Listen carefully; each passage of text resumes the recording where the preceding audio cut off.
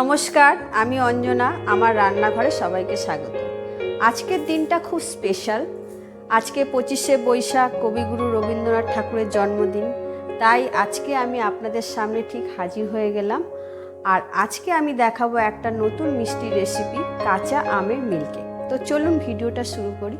প্রথমেই আমি দেখিয়ে দিই, এখানে আমি এক বাটি এরকম বাদাম নিয়েছি, আমন্ড বাদাম নিয়েছি। আপনারা অনেকেই দেখুন এটা ছাড়িয়ে নিয়েছি বলে বুঝে, এরকম আমন্ড বাদামকে আমি ভিজিয়ে রেখেছিলাম 1 ঘন্টা। ভেজাবার পর আমি চোকলাগুলোকে ছাড়িয়ে নিয়েছি, এরকম করে ছাড়িয়ে নিয়েছি। আর আছে এখানে কাজু বাদাম, আমি এরকম 20 থেকে 25টা কাজু বাদাম নিয়েছি। এই দুটোকে আমি মিক্সার গ্রাইন্ডে আমি এটাকে পেস্ট করে নেব। এই দুটো বাদামকে আমি মিক্সার গ্রাইন্ডে দিয়ে পেস্ট করে নেব। কাজু আর আমন্ডটাকে এইভাবে পেস্ট করে নিয়েছি।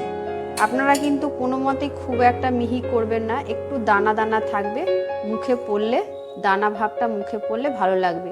আর একটুও জল দেবেন না, বাদামের যে তেল ভাবটাতেই এটা এরকম হবে। এইভাবে পেস্ট করে নিয়েছি। এবার আমি একটা ফ্রাই প্যান বসিয়ে দিলাম।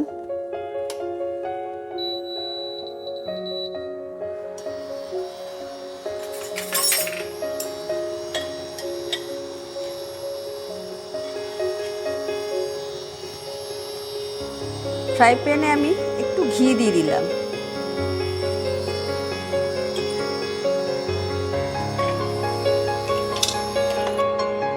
ঘিটাকে একটু গরম করে নেব।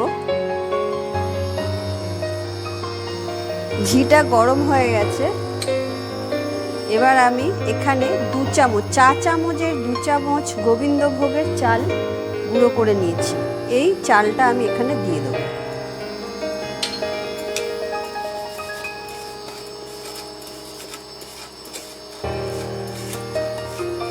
আপনারা চাইলে বাসমতি চালের গুঁড়ো দিতে পারেন। আমি এটাকে গোবিন্দভোগের চালের গুঁড়ো দিলাম, দিয়ে একটু ভালো করে ভেজে নেব।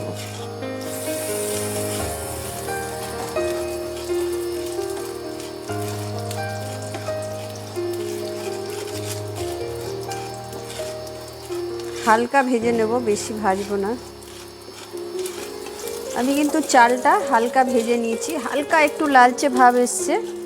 এর মধ্যে আমি এখানে দিয়ে দেবো, আমি 500 গ্রাম দুধকে একটু ভালো করে জাল দিয়ে হালকা ক্ষীর করে নিয়েছি। এই দুধটা দিয়ে দিলাম। আমি আগে থেকে একটু জাল করে রেখেছিলাম তাড়াতাড়ি হওয়ার জন্য। এরকম দুধটাকে আমি ভালো করে আবার একটু জাল করে ক্ষীর করে নেব।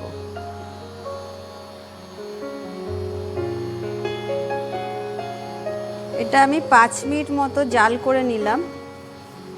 যেহেতু আমি আগে থেকেই দুধটা ভালো করে ক্ষীর করে নিয়েছিলাম, বেশি জাল দিতে হবে না। এবার আমি এর মধ্যে সামান্য চিনি দেব।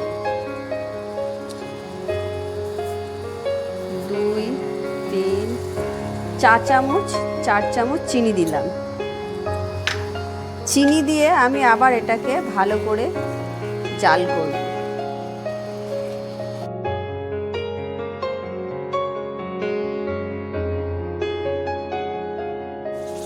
আমি দুধটাকে অনেকক্ষণ ভালো করে একটু জাল করে নিয়েছি আর একটু ক্ষীর করে নিলাম। দেখুন এবার কিন্তু একটুখানি এর মধ্যে ফুটফুট মতো হচ্ছে। এবার আমি এখানে এরকম 10 টাকা দামের দুধের প্যাকেট আমি 3টে নিয়েছি। এই দুধের প্যাকেটগুলো আমি দুধগুলো দিয়ে দেবো। আপনারা চাইলে যে কোনো দুধ দিতে পারেন। 3টে প্যাকেট আমি এর মধ্যে দিয়ে দিলাম। গুঁড়ো দুধ আপনারা যে কোনো দুধ দিতে পারেন। দিয়ে ভালো করে আমি এটাকে মিশিয়ে নেব।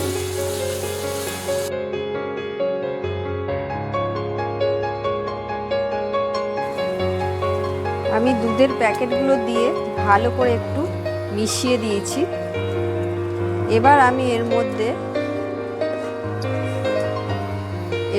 এর মধ্যে দেব পেস্ট করে রাখা কাজু আর পেস্তা যে পেস্ট করেছিলাম সেগুলো দিয়ে দেবো।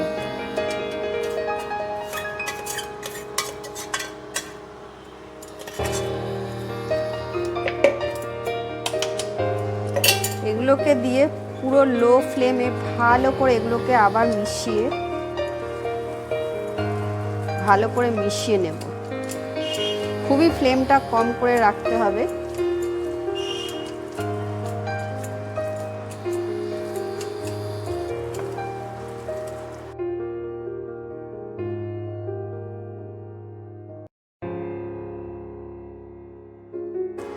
ভালো করে মিশিয়ে নিতে হবে যেন খুব একটা দানা দানা না থাকে।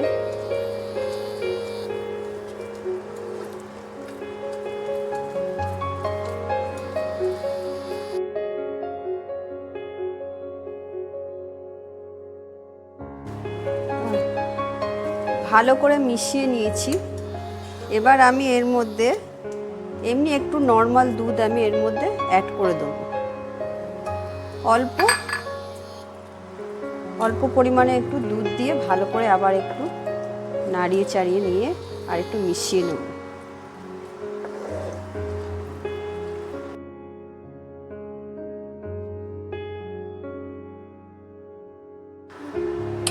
আমি অনেকটাই শুকিয়ে নিয়েছি। এবার আমি এখানে হাফেরও কম একটু ছোটো এলাচের গুঁড়ো দিয়ে দিলাম। ছোটো এলাচের গুঁড়োটা দিয়ে ভালো করে আমি আবারও মিশিয়ে নেব।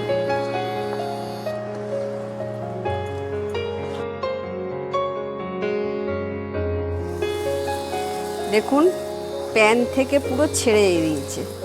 প্যান থেকে এরকম ছেড়ে যাওয়া মানেই আমার ক্ষীরটা পুরো হয়ে গেছে। তেল ছেড়ে দিয়েছে মানে ঘিটা বেরিয়ে গেছে, এরকম বেরিয়ে আসবে।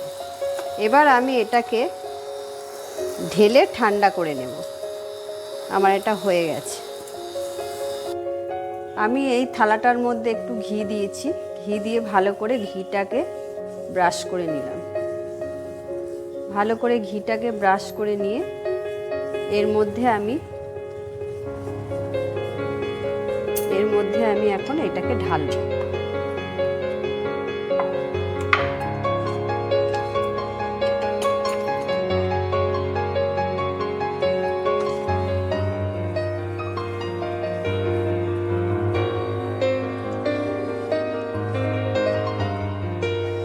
এটাকে আমি ঢেলে দিলাম। দেখুন কি সুন্দর একদম পড়ে গেল এর মধ্যে। এবার এটাকে আমি ভালো করে ছড়িয়ে দেব ঠান্ডা হওয়ার জন্য। হাতে একটু ঘি লাগিয়ে নিলাম যাতে হাতে না লেগে যায়। তারপর এটাকে আমি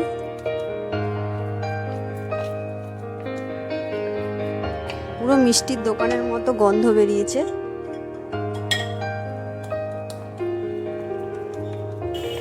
একটু সমান করে শেপ করে নেব।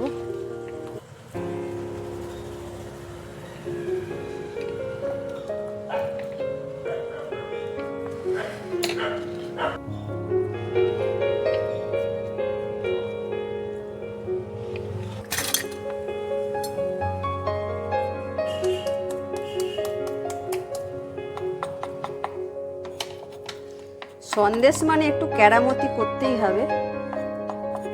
কেরামতি না হলে সন্দেশ তৈরি হয় না।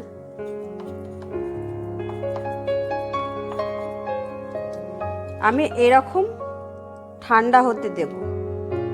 আপনারা ভাবছেন আমের মিল্ককেক বলেছে, আম কোথায়? তো এই যে হচ্ছে আম। এখানে আমি একটা গোটা আম নিয়েছি। আমটাকে আমি সেদ্ধ করে নিয়েছি। দেখুন আমটা সেদ্ধ করে নিয়েছি।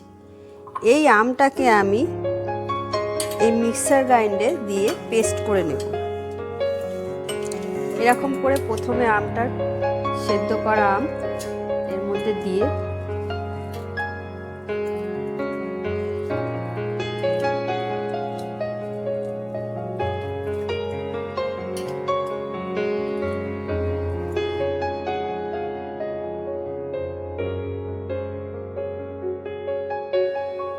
আমি আমটাকে পেস্ট করে নিয়ে এসেছি। আমটা পেস্ট করে নিয়েছি। এবার আমি এই ফ্রাইং প্যানটাতে, এখন আমি কিন্তু অন করিনি, ঠান্ডা অবস্থাতেই আমি পেস্টগুলো দিয়ে দেব। পুরো আমের পাল্পগুলো দিয়ে দিলাম।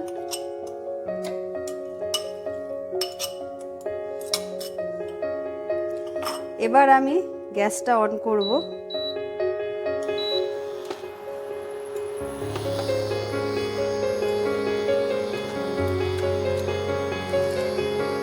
আমি এর মধ্যে এবার অল্প পরিমাণে চিনি দেব।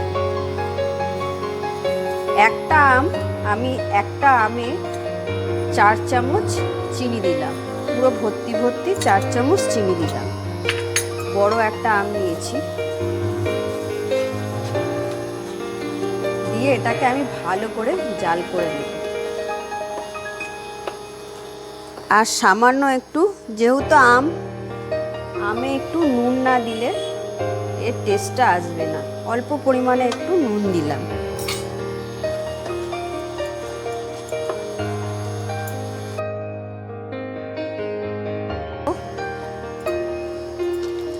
সামান্য পরিমাণে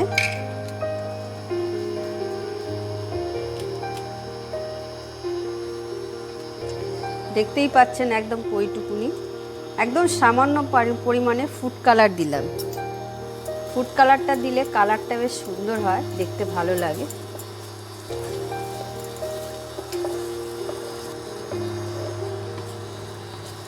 একটু দানা দানা, হালকা একটু দানা ভাব আছে, খেতে ভালোই লাগবে, টক টক।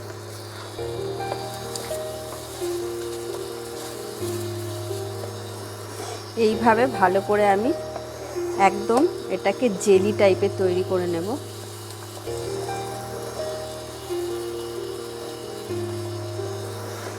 আমার এই আমের পাল্পটা কিন্তু জেলি টাইপের হয়ে গেছে।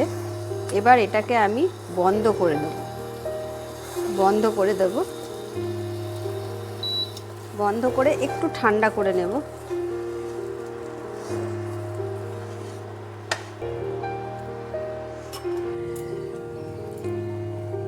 এখানে আমি একটা কাচের পাত্র নিয়েছি, এর মধ্যে আমি একটু ঘি ব্রাশ করে দিয়েছি। ঘি ব্রাশ করে আমি এইটাকে এর মধ্যে দিয়ে দেব। এটা একটু ঠান্ডা হয়ে গেছে, এইভাবে নিয়ে আমি এর মধ্যে দিয়ে দিলাম।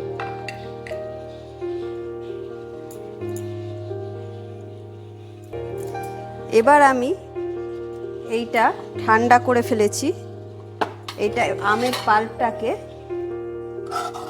এর ওপর দিয়ে দেব।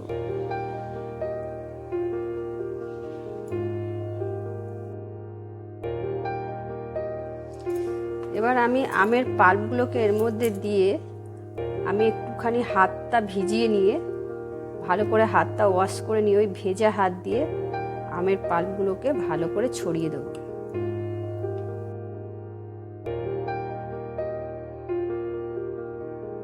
কটা আমন্ড বাদাম ভেজানো যেগুলো ছিল সেগুলোকে একটু গ্রেট করে ওপর দিয়ে ছড়িয়ে দেব।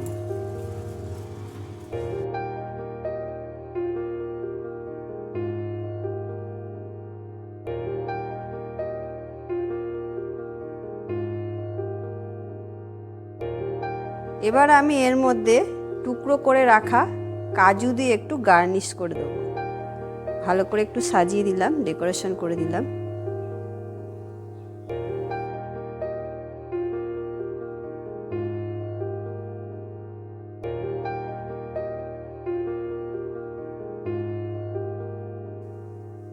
হয়ে গেল আমার কাঁচা আমের মিল্ক কেক।